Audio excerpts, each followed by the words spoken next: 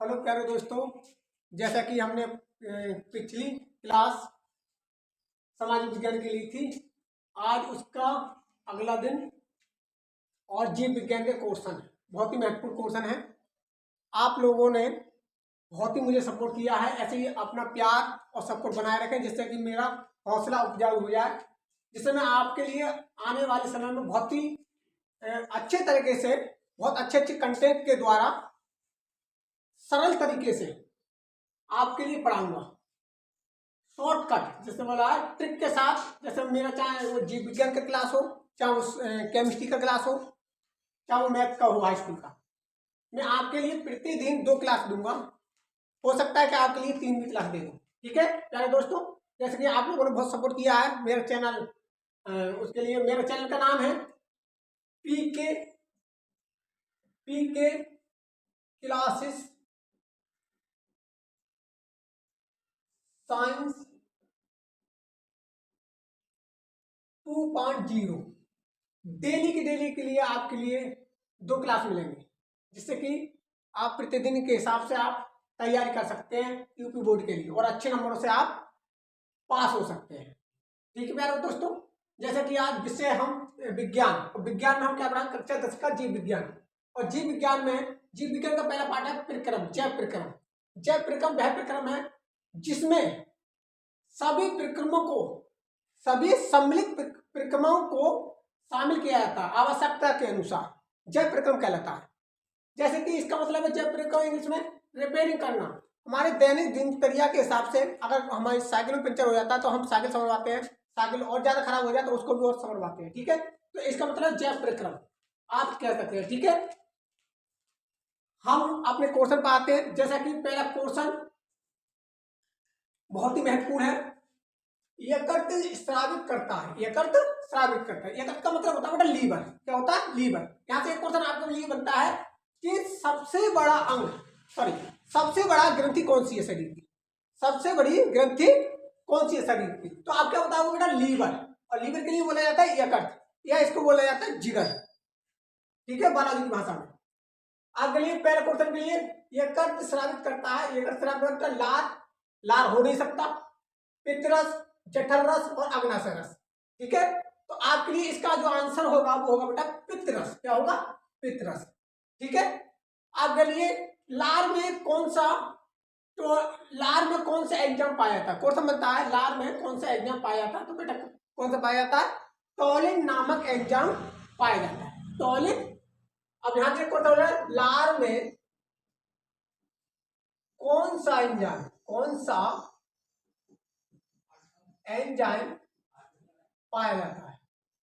क्या बेटा? टॉयलिन नामक एंजाइम पाया जाता है। एंजाइम पाया जाता है। 2 क्वेश्चन होगा बेटा। जठर रस कहां से निकलता है? तीसरा क्वेश्चन है जठर रस कहां से निकलता है? जठर रस बेटा अमाशय से निकलता है। जठर रस अमाशय से निकलता है। और अग्नाशय रस कहां से निकलता है? अग्नाशय ग्रंथि द्वारा अग्नाशय रस निकलता है। और अग्नाशय ग्रंथि जो होती है वो बेटा मिश्रित और अंतःस्रावी ग्रंथि कही जाती है। मिश्रित और अंतःस्रावी ग्रंथि और बाह्य स्रावी ग्रंथि कही जाती है। ठीक है, जठर रस अमाशय से निकलता है। ठीक है बेटा, और जठर रस में कौन सा अम्ल पाया जाता है? ट्रिप्सिन नामक। जठर रस में कौन सा हार्मोन पाया जाता है? तो अम्ल पाया जाता है, तो पाया जाता है ट्रिप्सिन। ठीक है, आपके लिए 4 क्वेश्चन बता दिए इसके बारे में डिटेल से। विटामिन सी का अच्छा स्रोत कौन सा? बेटा तो आपके लिए विटामिन सी का स्रोत क्या है बेटा? क्या है इसका आंसर? जो होगा वो होगा विटामिन सी का अच्छा संतरा। क्या? संतरा, नींबू, जितने भी खट्टे पदार्थ होते हैं वो विटामिन सी के लिए उसका स्रोत होते हैं। ठीक है, जितने भी खट्टे पदार्थों में विटामिन सी पाया जाता है। अब विटामिन सी की कमी से कौन सा रोग हो जाता है बेटा? जैसे पायरिया रोग। दांतों में हमारे क्या है, मसूड़े फूटने लगते हैं और मवाद आने लगती है। ठीक है, उसमें क्या है, इसके डॉक्टर जो बताता है विटामिन सी को ज्यादा से ज्यादा उसका प्रयोग करना है, उसको उपयोग में लाना है। जैसे संतरा खाना और नींबू, इनके खट्टे पदार्थों का अधिक सेवन करना।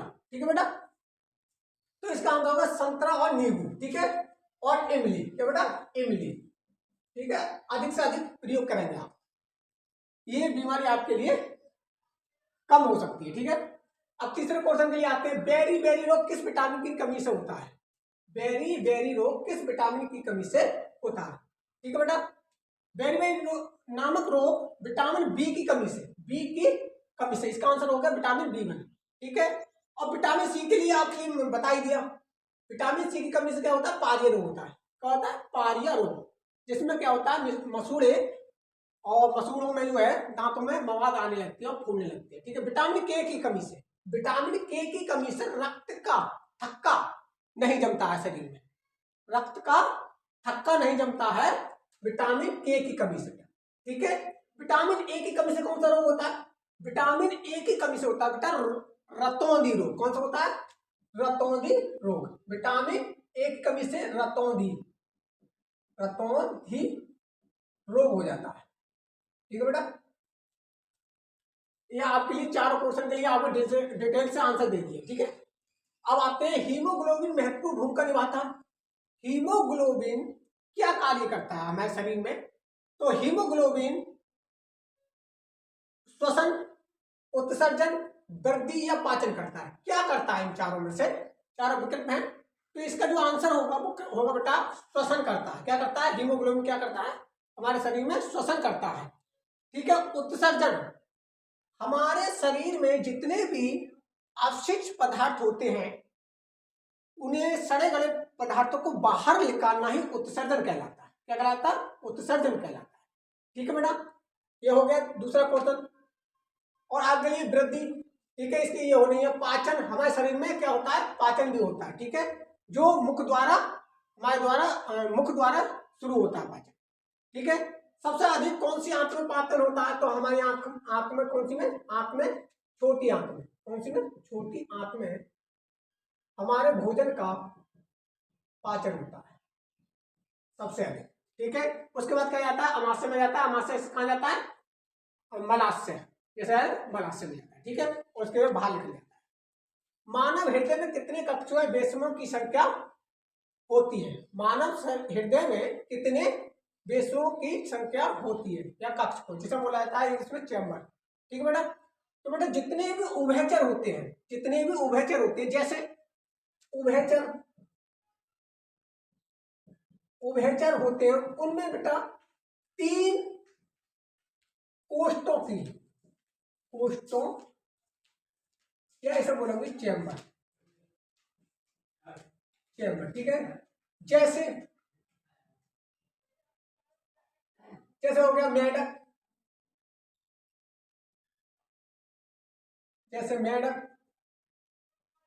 सांप, इनके बेटा कितने होते हैं? 3 चैम्बर होते हैं। कितने होते हैं? 3 चैम्बर। ठीक है, हृदय के कितने चैम्बर होते हैं? 3 या कक्ष। ठीक है, और इसके जो आंसर होगा वो होगा मानव हृदय में 4 चैम्बर पाए जाते हैं। मानव हृदय में 4 चैम्बर है। इसके अलावा आपसे पूछे जाए ऐसे और कौन सी चीजें हैं जिसमें 4 चैम्बर होते हैं, तो आपके लिए बोलेंगे चमगादड़। क्या होता है? चमगादड़। ठीक है बेटा, अब आते हैं तीसरे पे आते हैं। इसका डिटेल देखो। मछली क्या होती है बेटा? मछली में बेटा 2 हृदय कक्षों की संख्या होती है। ठीक है बेटा, 2 कितनी होती है? 2। ठीक है, और सबसे ज्यादा चैम्बर किसमें पाए जाते हैं बेटा? कॉकरोच में। कितने पाए जाते हैं? कॉकरोच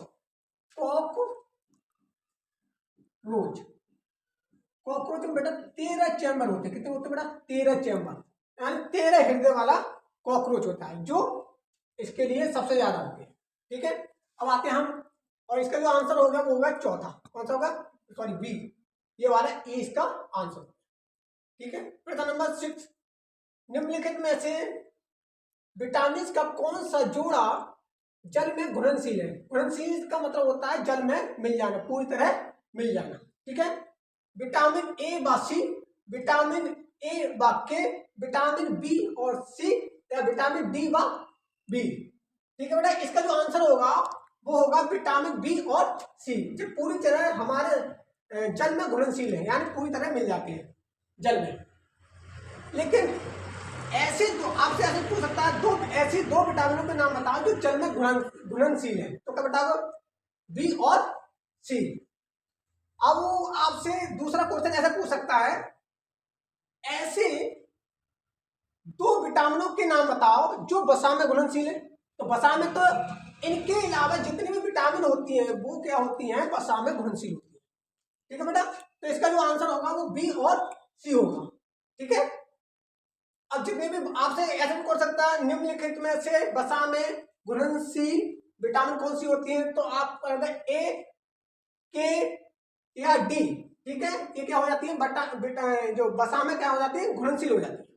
ठीक है, इसका जो आंसर होगा वो बी और सी होगा। देखो बेटा, अब प्रश्न नंबर आते हैं 7।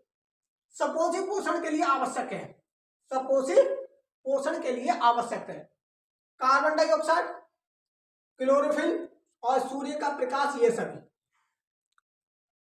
सपोषी पोषण का मतलब होता है वे पौधे जो प्रकाश की उपस्थिति में अपना भोजन स्वयं बनाते हैं, प्रकाश की उपस्थिति में अपना भोजन स्वयं बनाते हैं। तो हमें इन सभी चीजों की आवश्यकता होती है। जैसे कार्बन डाइऑक्साइड, कार्बन डाइऑक्साइड का सूत्र होता है बेटा CO2। और क्या इसमें क्या जल की भी आवश्यकता होती है? क्या होती है?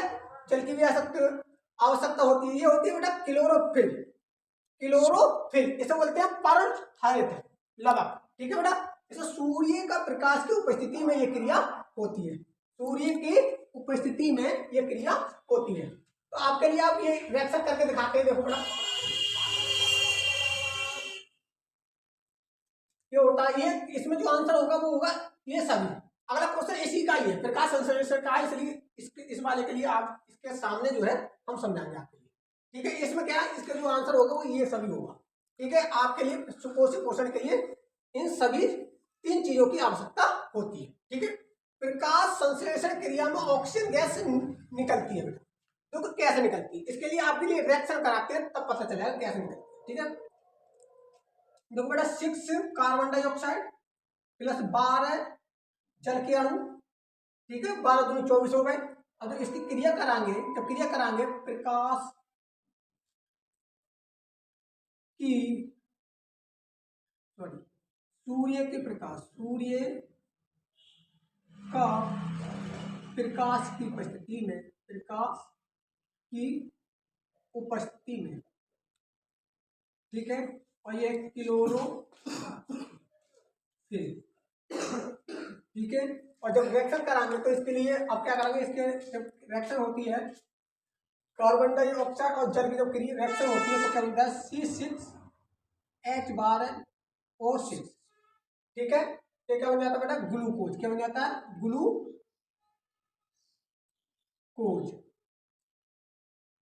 ठीक है, इसे बोला जाता है कार्बन हाइड्रोक्लोरिक बोला जाता है। ठीक है, और निकलता बेटा इसमें निकलता है